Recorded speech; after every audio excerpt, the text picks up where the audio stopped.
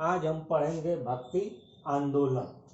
भक्ति आंदोलन की आवश्यकता क्यों पड़ी, इस बारे में हम पहले चर्चा कर लेते हैं।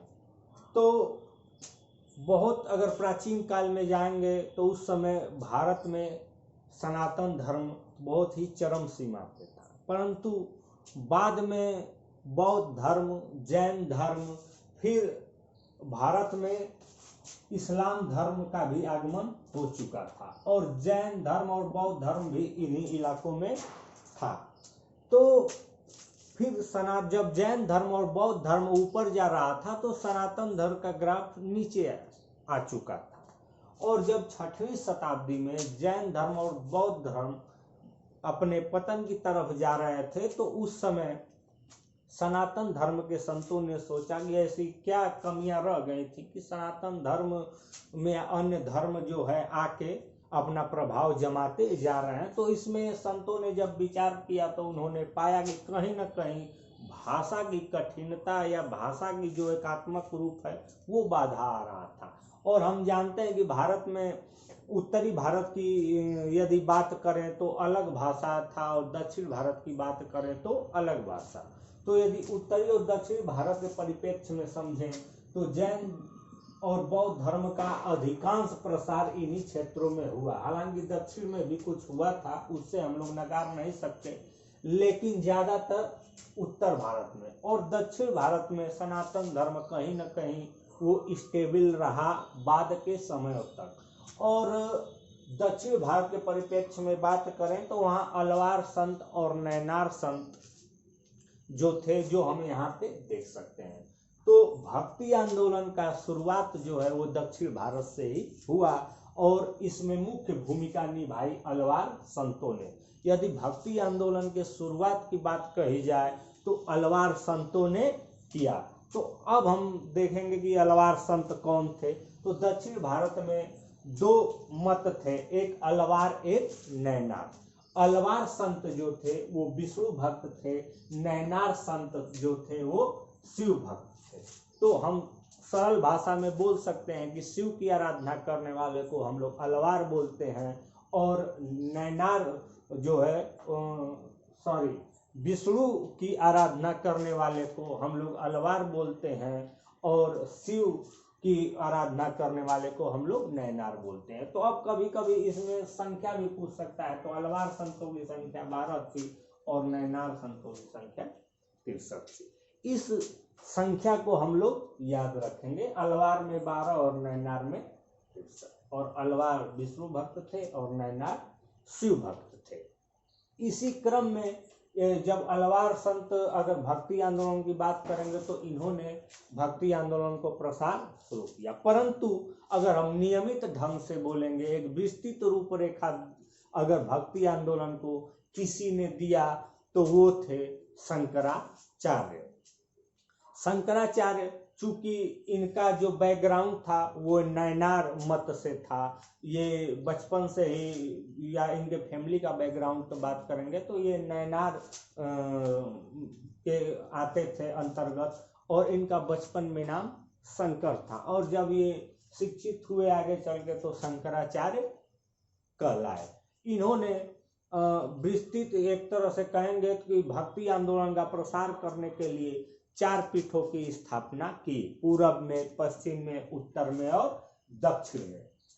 तो यदि हम पूरब की बात करेंगे तो गोवर्धन पीठ जो कि पूरी उड़ीसा में है, पश्चिम की बात करेंगे तो शारदा पीठ द्वारका गुजरात में है, अगर उत्तर की बात करेंगे तो ज्योतिष पीठ बद्रीनाथ उत्तराखंड में है, और दक्षिण की बात करेंगे तो श्रृंगेरी पीठ मैसूर कर्नाटक में है। ये श्रृंगेरी पीठ आप लोगों को याद होगा कि टीपू सुल्तान इसी मंदिर में दान दिया करता था और इसी का जीर्णोद्धार कराया था।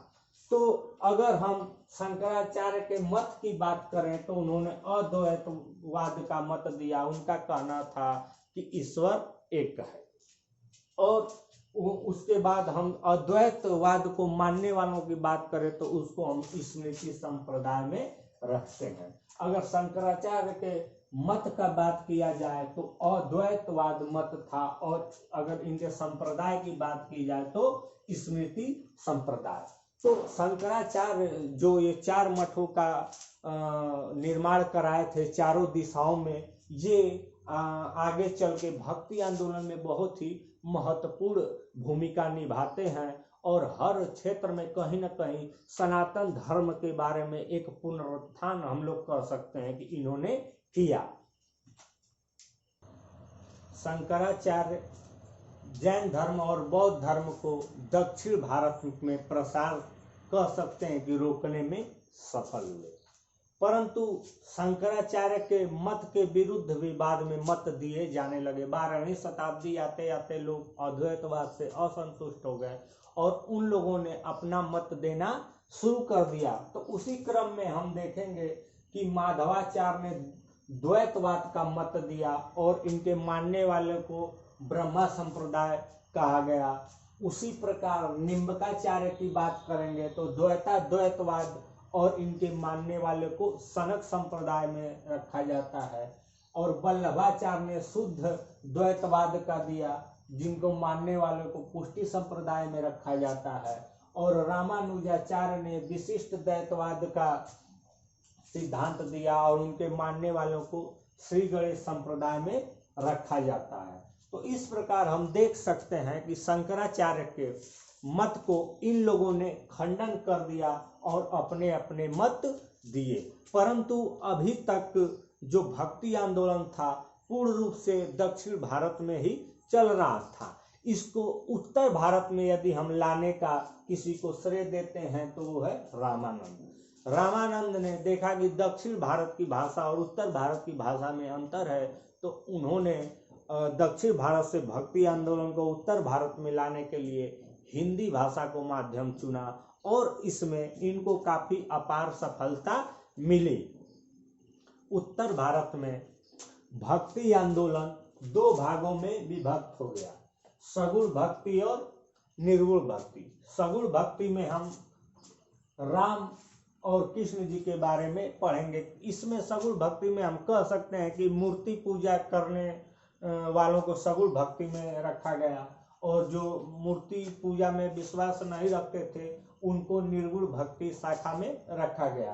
तो निर्गुण में संत और सूफियों को रखते हैं। तो इस प्रकार हम देखते हैं कि जब रामानंद ने जब उत्तर भारत में दक्षिण भारत से भक्ति आंदोलन उत्तर भारत में लाया, तो उस समय जब ये भक्ति आंदोलन 16वीं शताब्दी आते आते चरमोत्कर्ष पे पहुंच गया, उस समय उच्च नीच छूत से मुक्त भक्ति आंदोलन उस समय प्रसार हुआ था उत्तर भारत में। आगे हम देखेंगे कि कैसे छोटे छोटे जातियों के भी लोग बड़े बड़े संत हुए, तो वो चीज हम कवर करेंगे अगले क्लास में। और हम देखेंगे कि भक्ति आंदोलन जो कि उत्तर भारत में 2 शाखाओं में बट गया, तो राम भक्ति के अंतर्गत कौन कौन लोग आते हैं जो प्रसिद्ध नाम है, कृष्ण भक्ति के अंतर्गत कौन कौन आते हैं, और संत और इसी प्रकार सूफियों की हम बात करेंगे। धन्यवाद।